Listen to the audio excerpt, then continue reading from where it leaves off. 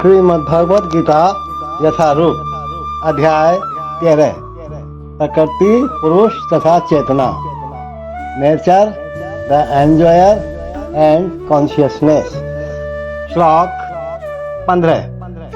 देखो, अर्जुन के द्वारा पूछे गए प्रश्नों का उत्तर देते हुए भगवान अब इस 15वें श्लोक में परमात्मा के बारे में अर्जुन को बता रहे हैं।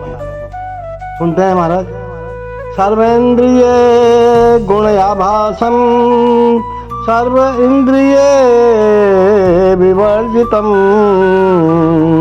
असक्तम सर्वभृत चैव निर्गुणम गुणभोक्त च।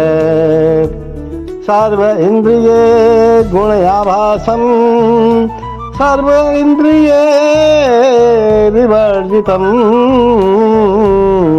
असक्तम सर्वभृत च एव निर्गुणम गुणभोक्त च। भगवान कहते हैं परमात्मा समस्त इंद्रियों के मूल स्रोत हैं, फिर भी वे इंद्रियों से रहित हैं। वे समस्त जीवों के पालन करता होकर भी अनासक्त हैं।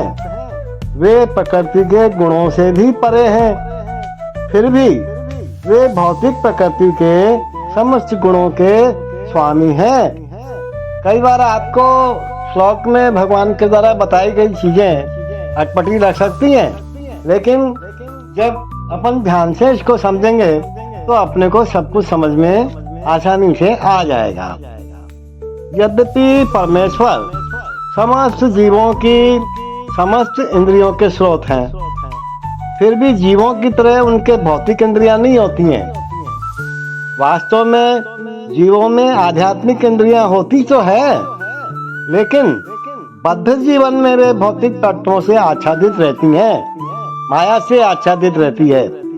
अतएव इंद्रिय कार्यों का प्राकट्य पदार्थ द्वारा होता है और परमेश्वर की इंद्रियां इस तरह आच्छादित नहीं रहती हैं, ढकी हुई नहीं रहती हैं। उनकी इंद्रियां दिव्य होती हैं, अतएव निर्गुण कहलाती हैं। गुण का अर्थ है भौतिक गुण, लेकिन उनकी इंद्रियां भौतिक आवरण से रहित होती हैं। ये समझ लेना चाहिए कि उनकी इंद्रियां हमारी इंद्रियों जैसी नहीं होती।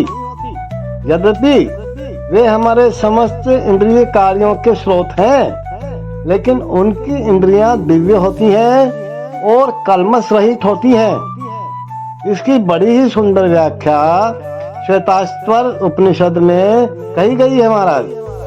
अपाणि पादो जब नो ग्रहीता। भगवान के हाथ भौतिक कलमशों से ग्रस्त नहीं होते, अतएव उन्हें जो कुछ अर्पित किया जाता है उसे वे अपने हाथों से ग्रहण करते हैं। बद्ध जीव तथा परमात्मा में यही अंतर है। उनके भौतिक नेत्र नहीं होते, फिर भी उनके नेत्र होते हैं, अन्यथा वे कैसे देख सकते हैं? अपन कहते हैं ना भगवान सब देखते हैं, लेकिन भौतिक नेत्र नहीं होते हैं उनके। भूत वर्तमान तथा भविष्य सब कुछ देख सकते हैं वो। वे जीवों के हृदय में वास करते हैं। वे जानते हैं कि भूतकाल में हमने क्या किया, अब क्या कर रहे हैं और भविष्य में क्या होने वाला है। ये सब भगवान को तो पता है ना, और इसकी पुष्टि भगवद गीता में हुई है। वे सब कुछ जानते हैं, किंतु उन्हें कोई नहीं जानता। कहा जाता है कि परमेश्वर के हमारे जैसे पांव नहीं होते, लेकिन वे आकाश में विचरण कर सकते हैं, क्योंकि उनके आध्यात्मिक पांव होते हैं। दूसरे शब्दों में भगवान निराकार नहीं है।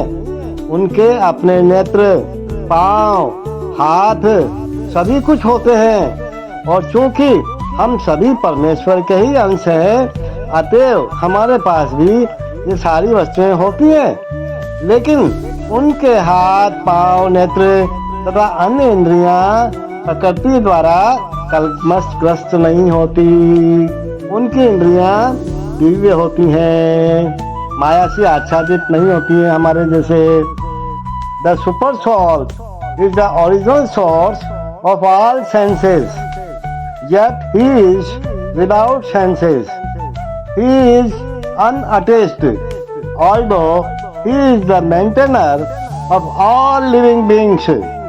He transcends the modes of nature, and at the same time, he is the master of all the modes of material nature.